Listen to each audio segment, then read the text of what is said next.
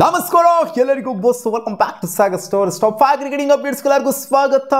ಮೊದಲನೇ update RCB versus Delhi Capitals match related. Faf du Plessis RCBಯ ಮಾಜಿ ನಾಯಕ ಇವತ್ತು ಪರ್ಫೆಕ್ಟ್ಲಿ ಫಿಟ್ ಇದ್ರಂತೆ ಗುರು. ಸೆಲೆಕ್ಷನ್ಗೆ ಅವೈಲೇಬಲ್ ಇದಾರಂತೆ. ಸೊ ಫಸ್ಟ್ ಮ್ಯಾಚ್ ಆಡೋದಕ್ಕಾಗಿರಲಿಲ್ಲ ನಮ್ಮ ಮೇಲೆ. ಸೊ ಇವತ್ತು ಸೆಲೆಕ್ಷನ್ ಬೇರೆ ಅವೈಲೇಬಲ್ ಇರೋದ್ರಿಂದ ನಮ್ಮ Faf du Plessis old Faf du Plessis ಏನು ಮಾಡ್ತಾರೆ ಇಂಪ್ಯಾಕ್ಟ್ನ RCB ಮೇಲೆ ಅಂತ ನೋಡ್ಬೇಕು. ಎಕ್ಸ್ RCB ಕ್ಯಾಪ್ಟನು RCB ಮೇಲೆ ಉಚ್ಚನಾಗಿ ಹೊಡೆದ್ಬಿಡ್ತು ಅಂತಂದರೆ ಸಿಕ್ಕಾಪಟ್ಟೆ ಅಲ್ಟ್ ಆಗೋಗ್ಬಿಡ್ತದೆ ನಮಗೆ. ಇನ್ ಕೇಸ್ ಏನಾದರೂ ಓಪನಿಂಗ್ ಸ್ಲಾಟಲ್ಲಿ ಅವಕಾಶ ಸಿಕ್ತು ಅಂತಂದರೆ.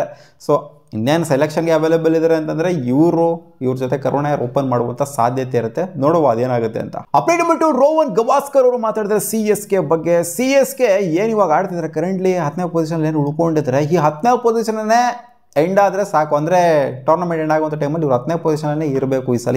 ನಾನು ಅದನ್ನು ಬೇಡ್ಕೊತೀನಿ ಅಂತ ಹೇಳಿದರೆ. ಏನಕ್ಕೆ ಅಂತಂದರೆ ಇವ್ರು ನಂಬರ್ 7 6 ಏನೋ ಫಿನಿಶ್ ಮಾಡೋದು ಅಥವಾ 8 ಫಿನಿಶ್ ಮಾಡೋದು. ಆಮೇಲೆ ಇಲ್ಲ ಅವರು ಚೆನ್ನಾಗಿದೆ ಟೀಮು ಅಂತ ಅಂದ್ಕೊಂಡು ಬೇಜಾನ್ ಮೆಂಬರ್ಸ್ಗಳನ್ನ ರಿಟೈನ್ ಮಾಡುವಂಥದ್ದು, ಇಲ್ಲ ನೆಕ್ಸ್ಟ್ ಇಯರ್ ಕಮ್ ಬ್ಯಾಕ್ ಮಾಡೋಣ ಅಂತ ಅಂದ್ಕೊಳ್ಳೋವಂಥದ್ದು. ಸೊ ಅದೆಲ್ಲ ಮಾಡ್ಬಿಡ್ತಾರೆ ತಪ್ಪುಗಳನ್ನ. 6 7 ಫಿನಿಶ್ ಮಾಡಿದ್ರು ಅಂತಂದರೆ ಡಬ್ಬಾ ಥರ ಇದೆ, ವರ್ಸ್ಟ್ ಆಗಿದೆ ಟೀಮು. ಕಂಪ್ಲೀಟಾಗಿ ಟೀಮನ್ನು ಚೇಂಜ್ ಮಾಡಬೇಕು. ಸೊ ಅದನ್ನು ಅರ್ಥ ಮಾಡಿಕೊಂಡು CSK ಅವರು ಈ ಸಲ ಏನು ಕೂಡ ಉಳಿಸ್ಕೊಳ್ಳೋಕೆ ಹೋಗ್ಬಾರ್ದು. ಅಂದರೆ ನೆಕ್ಸ್ಟ್ ಸಲ ಏನು ಕೂಡ ಉಳಿಸ್ಕೊಳ್ದಿಕ್ಕೆ ಹೋಗ್ಬಾರ್ದು. ಹಂಗೆ ಬಿಟ್ಬಿಡ್ಬೇಕು, ಉಡಾಯಿಸ್ಬಿಡ್ಬೇಕು ಟೀಮ್ನ. ಹೊಸದಾಗಿ ಟೀಮ್ನ ಫ್ರೇಮ್ ಮಾಡಬೇಕು. ಅದಕ್ಕೆ ಅವ್ರು 10ನೇ ಪೊಸಿಷನ್ ಬಂದ್ರೆ ಅವ್ರಿಗೆ ಅರ್ಥ ಆಗೋದು ಹೆಂಗಿದೆ ನಮ್ಮ ಟೀಮು ಅಂತ ಹೇಳಿದ್ದಾರೆ. ಅಪ್ಡೇಟ್ ಬರ್ತೀರಿ. ಸುರೇಶ್ ರೈನಾ ಅವ್ರನ್ನ ಸ್ಟೇಟ್ಮೆಂಟ್ ಕೊಟ್ಟಿದ್ದಾರೆ MS ಧೋನಿ ಅವರ ಬಗ್ಗೆ.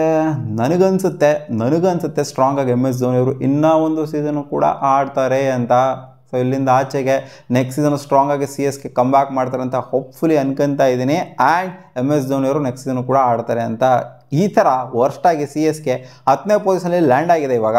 ಅದರಲ್ಲೇ ಕೂಡ ಮುಕ್ತಾಯ ಆಗ್ಬೋದು, 9th 10th ಫಿನಿಶ್ ಮಾಡ್ಕೋಬೋದು. ಈ ಥರ ವರ್ಸ್ಟಾಗಿರುವಂಥ ಸಿಚುವೇಷನಲ್ಲಿ MSD ರಿಟೈರ್ಮೆಂಟ್ನ ಕೊಟ್ಬಿಟ್ರು ಅಂತ ಅಂದರೆ ಸೊ ಇದಕ್ಕಿಂತ ಒಂದು ಅಜೀಬ್ ಆಗುವಂಥದ್ದು ಇನ್ನೂ ಒಂದಿಲ್ಲ. ಇನ್ನು ವಿನಿಂಗ್ ಕಾಸಲ್ಲೇ ಇವರು ಟೂರ್ನಮೆಂಟ್ ಗೆದ್ದಂಥ ಟೈಮಲ್ಲೇ ರಿಟೈರ್ಮೆಂಟ್ನ ಕೊಡಲಿಲ್ಲ. ಅವೆಲ್ಲ ಕೊಟ್ಟರೆ ಚೆನ್ನಾಗಿರ್ತಿತ್ತು ಅಂತ ಸುಮಾರು ಫ್ಯಾನ್ಸ್ಗಳು ಹೇಳ್ತಾರೆ. ಬಟ್ ಈ ಥರ ಒಂದು ನೋಟಲ್ಲಿ 10ನೇ ಪೊಸಿಷನಲ್ಲಿ ಟೀಮೆಲ್ಲ ಉಣ್ಕೊಂಡು ಹೋದಾಗ ರಿಟೈರ್ಮೆಂಟ್ನ ಕೊಡುವಂಥದ್ದೇನಿದೆ. ಸೊ ಇದು ಅಜೀಬಾಗುವಂಥದ್ದೇನೆ. ಸೊ ಈ ಥರ ನಾವು ಇಷ್ಟಪಡೋದಿಲ್ಲ MS ಧೋನಿ ರಿಟೈರ್ಮೆಂಟ್ನ ಕೊಡೋದು. ಅವರು ಒಂಥರ ಒಂದು ರೇಂಜಲ್ಲಿ ಇರಬೇಕು. ಅಟ್ಲೀಸ್ಟ್ ಗೆಲ್ಲಕ್ಕಾಗಿಲ್ಲ ಅಂದರೆ ಒಂದು ಲೆವೆಲಲ್ಲಿ ಇರಬೇಕು CSK ಅನ್ನುವಂಥದ್ದು.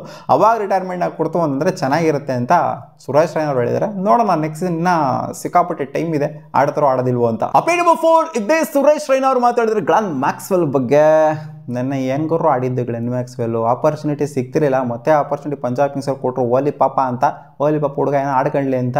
ಬಟ್ ನೆನ್ನೆನೂ ಕೂಡ ಹಂಗೇ ವಿಕೆಟ್ ಬಿಟ್ಕೊಂಡು ಬೋಲ್ಡ್ ಆಗಿದ್ದು ಮ್ಯಾಕ್ಸ್ವೆಲ್ ಅವರು. ಸೊ ಆ ಒಂದು ಚಾಡಿ ಏನಿದೆ ವಿಕೆಟ್ ಬಿಟ್ಕೊಂಡು ಬೋಲ್ಡ್ ಆಗುವಂಥದ್ದು ಇದು ಕಂಟಿನ್ಯೂ ಆಗ್ತಾನೆ ಇದೆ. ನಮ್ಮ RCBಯಿಂದ ಹಿಡ್ಕೊಂಡು ಕೂಡ ಕಂಟಿನ್ಯೂ ಆಗ್ತದೆ. ವೀಟ್ ಹೊಡೆಯೋಕೆ ಹೋಗ್ತಾರೆ, ಬೋಲ್ಡಾಗಿ ಮಕ ಮುಡ್ಸ್ಕೊಂಡು ಹೋಗ್ತಾರೆ. ಅದು ಪೇಸರ್ಗೆ ಆಗಿರಲಿ ಸ್ಪಿನ್ನರ್ಗೆ ಆಗಿರಲಿ ಬೋಲ್ಡ್ ಆಗೋದು ಒಂದು ಚಾಡಿ ಆಗೋಗ್ಬಿಡಿದೆ ಮ್ಯಾಕ್ಸ್ವೆಲ್ಗೆ. ಅದು ವಿಕೆಟ್ ಇಟ್ಕೊಂಡೇ ಹೊಡೆಯೋದಕ್ಕೆ ಅಂತ ಹೋಗ್ತಾರೆ.